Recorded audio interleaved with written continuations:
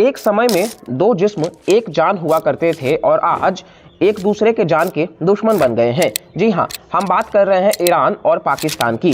दरअसल ये वो दो मुस्लिम देश हैं जो एक समय में 1965 और 1971 में जब भारत के खिलाफ पाकिस्तान युद्ध लड़ रहा था तो वहाँ पर ईरान जो है वो हथियार से लेकर के सारी सुविधाओं तक पाकिस्तान को पहुँचाए जा रहे थे और यहाँ तक कि वो पाकिस्तान के समर्थन में इतने थे कि वो भारत के खिलाफ खड़े हुए नजर आए थे। हिस्टोरिकली अगर आप देखेंगे तो 1979 के इस्लामिक रिवॉल्यूशन से पहले आप देखेंगे तो ये दोनों ही देश एक साथ हुआ करते थे।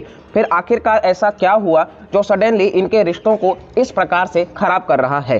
तो मंगलवार की रात आप सबको पता है ईरानियन मिसाइल्स और ड्रोन्स जो है वो दो बेसेस पर जैश अल अदल, ये एक anti Iran Baloch militant group है पाकिस्तान के बलोचिस्तान प्रोविंस पे, वहां पर ईरान ने मिसाइल्स दागे, जिसके जवाब में आप देखेंगे तो पाकिस्तान ने स्ट्रांगली क्रिटिसाइज किया और उन्होंने ईरान के एम्बेसडर को बुलाया और काफ़ी खरी खोटी सुनाई। इसके बाद आप देखेंगे तो पाकिस्तान ने भी रिटेलिएटरी अटैक्स कंडक्ट करे जहां पर दोनों ही देशों में जान की पुष्टि हुई है कि भाई नुकसान हुआ है। और ये सब तब होता है जब भारत के external affairs minister S Jaishankar जो है वो ईरान के विजिट पर होते हैं। और यहाँ तक कि आप देखेंगे तो पाकिस्तान और ईरान के जो रिप्रेजेंटेटिव्स हैं वो वर्ल्ड इकोनॉमिक फोरम का जो डेवोस समिट हो रहा है वहाँ पर भी वो थे। तो ये कहीं ना कहीं इवेंट इस टाइम पर होता है जहाँ पर कहीं ना कहीं कई सारी बातें जो है वो निकल करके आती हैं। आपको पता है अभी एक सप्ताह पहले ही रेड सी वॉर जो है वो जारी है जहां पर भारत के भी दो शिप्स के ऊपर अटैक करा गया और ये कहा गया कि ये हुदीस के द्वारा करा गया है। और दरअसल हुदीस जो है वो यमन में आपको देखने को मिल जाएंगे जो वहां की सरकार के खिलाफ हथियार उठाए हुए हैं। इनको बैकिंग जो है वो ईरान के द्वारा ही मिलता है। तो इस वजह से ईरान यहाँ पर भी न्यूज में हो जाता है। रीजनल आप देखोगे तो कहीं ना कहीं कॉन्फ्लिक्ट चालू है। तो इन सभी चीजों को हम डिस्कस करेंगे डिटेल में। ईरान के कंटेक्स्ट से भारत के लिए कितना इंपॉर्टेंट है, साथ साथ में भारत और पाकिस्तान के रिश्तों पर भी हम बात करेंगे। तो वीडियो काफी इंटरेस्टिंग और इंफॉर्मेटिव होगा, तो प्लीज वीडियो को पूरा देखिएगा। तो 1979 से पहले ईरान और पाकिस्तान दोनों ही अमेरिका के अलाइज हुआ करते थे, लेकिन 1979 के बाद आप देखेंगे तो अयतुल्लाह खोमेनी जो है वो वहां पर चुन करके आते हैं जो शिया रेजिम को रिप्रेजेंट करते हैं। वही पाकिस्तान जो है वो सुन्नी मेजॉरिटी देश हुआ करता है जो बेसिकली मिलिट्री डिक्टेटर जनरल जिया उल हक के समय को रिप्रेजेंट कर रहा है और यहीं से डिवाइड जो है वो चालू हो जाता है। मुख्यतः आप देखेंगे तो तीन कारण है। पहला कि ईरान जो है वो यूएसए के साथ में अब डिस्टेंस बनाने लग गया था। वहीं पाकिस्तान आप देखेंगे तो यूएसए के साथ में वो दोस्ती बनाए रखा, यहाँ तक कि कोल्ड वॉर का समय था यूएस और यूएसएसआर के बीच में और पाकिस्तान पूरी तरीके से अमेरिका के साथ हुआ करता था। दूसरी तरफ अगर हम देखें तो ईरान 1979 के बाद फॉरेन पॉलिसी जो रही है वो बेसिकली अरब नेबर्स के साथ में कहीं ना कहीं कम करता गया है, लेकिन पाकिस्तान जो है वो बाकी अरब देशों के साथ में अपने रिश्तों को और मजबूत करता गया जो ईरान को पसंद नहीं आ रहा था। और तीसरा अगर हम देखें तो अफगानिस्तान को लेकर के भी दोनों ही देश अपोजिट एंड पे खड़े होते हैं जब सोवियत विथड्रॉ कर लेते हैं। ईरान बेसिकली आप देखेंगे तो वो बैक करते हैं तालिबान लेड को, जबकि पाकिस्तान आप देखेंगे तो वो सुन्नी मिलिशियाज को बैक करने की बात करते हैं।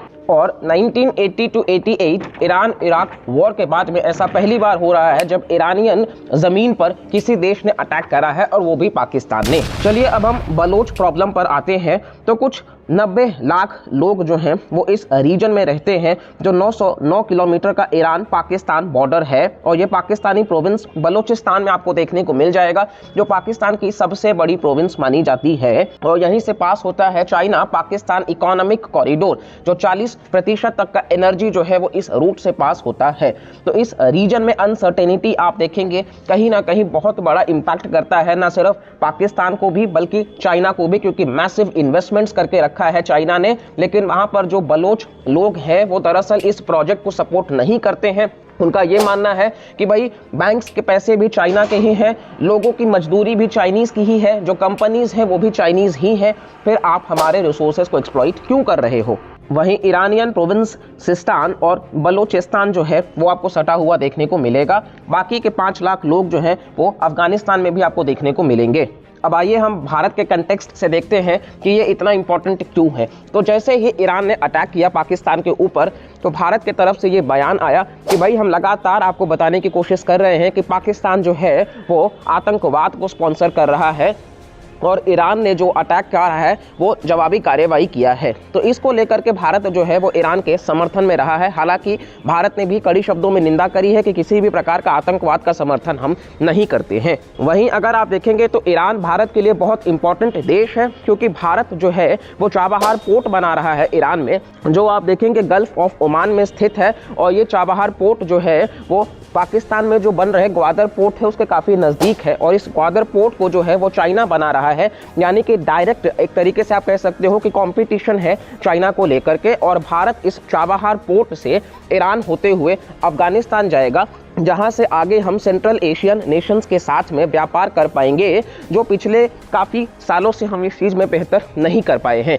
यहाँ तक कि आप देखेंगे तो हमारी जो डिपेंडेंसी है पाकिस्तान के ऊपर वो भी कम्प्लीटली ख़त्म हो जाएगी। इसी के साथ साथ में आप देखेंगे तो ये चाबहार पोर्ट जो है वो मल्टी मोडल पोर्ट है, क्योंकि यहीं से कनेक्ट हो रहा है international north south transport corridor, जो आगे चल करके यूरोप और फर्दर रशिया के सेंट पीटर्सबर्ग तक कनेक्ट करेगा। यानी कि हमारी जो व्यापार है रशिया के साथ में और यूरोपियन देशों के साथ में वो भी काफ़ी हद तक बढ़ेगा, और इसी बहाने हमारा मेक इन इंडिया जो है वो भी काफ़ी आगे जाएगा।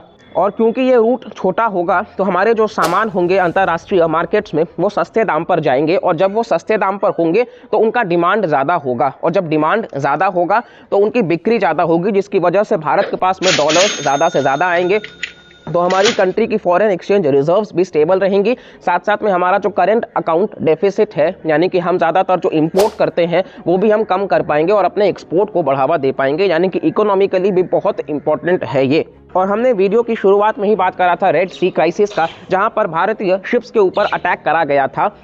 तो इजराइल जा रहे जो भी शिप्स हैं उनके ऊपर अटैक किया जा रहा है, और ये ईरान बेस्ड जो मिलिटेंट ऑर्गेनाइजेशंस हैं उन्हीं की बात करी जा रही है। चाहे आप देखेंगे हिजबुल्लाह जो लेबानन में बेस्ड है, फिर चाहे आप देखेंगे हुदीस जो यमन में बेस्ड है, जो जायद शिया सेक्ट के लोग हैं, और साथ साथ में आप देखेंगे कि ईरान जो है वो धीरे धीरे इन मिलिटेंट ऑर्गेनाइजेशंस को प्रॉक्सी बना करके यूज़ कर रहा है। तो भारत इन चीज़ों को लेकर के भी ईरान से डायरेक्ट बात करा है, क्योंकि रेड सी बहुत इंपॉर्टेंट है। अगर आपको हम बता दें कि सुएज कैनाल के बनने के बाद से सिर्फ एक बार जो ब्लॉकेट लगा था, तो 6 दिन के ब्लॉकेट से 54 बिलियन यूएस डॉलर्स तक का लॉस हुआ था।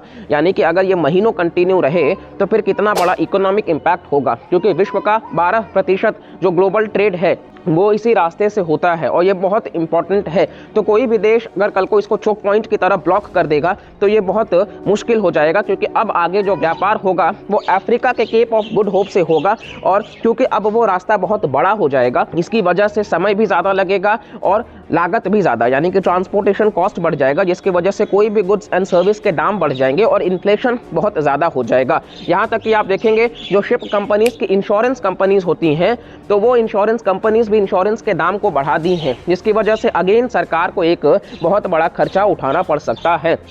तो स्टेबिलिटी बहुत इंपॉर्टेंट है इन रीजन्स में, और इसके लिए भारत समेत अमेरिका, रशिया और तमाम देश जो है उनका साथ आना बहुत ज़रूरी है। तो ये जिस रीजन की हम बात कर रहे हैं, पाकिस्तान, अफगानिस्तान और ईरान, तो बेसिकली इनको गोल्डन क्रेसेंट कहा जाता है, और यहाँ से बहुत बड़ा ओपियम का जो ट्रेड है वो होता है। यानी कि आप देखेंगे इलीगली ओपियम जो है वो भारत में भेजा जाता है। तो भारत के लिए ये बहुत इंपॉर्टेंट है कि इन रीजन्स पर सिक्योरिटी हो और साथ साथ में कहीं ना कहीं स्टेबिलिटी हो, क्योंकि इस तरीके से भारत के लिए भी ये externally as well as internally एक बहुत बड़ा थ्रेट हो जाता है। और वहीं पाकिस्तान के एंगल से देखें तो उन्होंने न सिर्फ ईरान को जवाब दिया है, दरअसल वो भारत को भी इस तरीके से जवाब दे रहे हैं कि अब हम भी किसी भी प्रकार के स्ट्राइक का मुंहतोड़ जवाब देना जानते हैं। तो हम देखते हैं, अभी आगे चुनाव भी आपको पता है कि भाई कोई भी प्रधानमंत्री वहाँ पर 5 साल भी पूरा नहीं कर पाया है। इस प्रकार के नाम की डेमोक्रेसी है वहाँ पर, और भारत के लिए बहुत इंपॉर्टेंट है, हमारे लिए भी 2024 जो है वो चुनाव है। तो इस वजह से भारत आज फास्टेस्ट ग्रोइंग इकोनॉमी है और हमको ये चीज़ मेंटेन रखना है। चाइना किस तरीके से आप देख रहे हैं कि भाई पॉपुलेशन का क्राइसिस फेस कर रहा है, साथ साथ में इकोनॉमिक क्राइसिस भी फेस कर रहा है।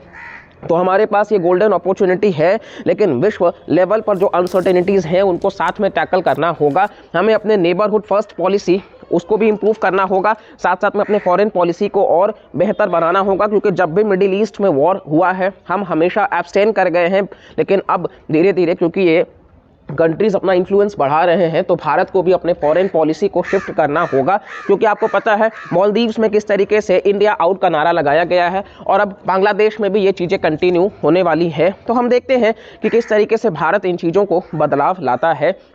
ये वीडियो काफ़ी इंटरेस्टिंग और इन्फॉर्मेटिव रखने की हमने कोशिश करी है। अगर आपको ये वीडियो से वैल्यू मिला है तो प्लीज़ लाइक करिएगा, चैनल को सब्सक्राइब करिएगा, कमेंट करके भी ज़रूर बताइएगा और प्लीज़ मैक्सिमम लोगों तक वीडियोस को शेयर करिएगा। और वीडियोस को प्लीज़ पसंद आता है तो पूरा देखा करिए, ताकि कहीं ना कहीं आपको भी एक अंडरस्टैंडिंग मिल सके। और प्लीज़ सब्सक्राइब करते चलिएगा, क्योंकि ये एक मोटिवेशन होगा हमें फर्दर वीडियोज़ को बनाने के लिए। तो चलिए मिलते हैं अगले वीडियो में, तब तक के लिए bye bye, take care and जय हिंद।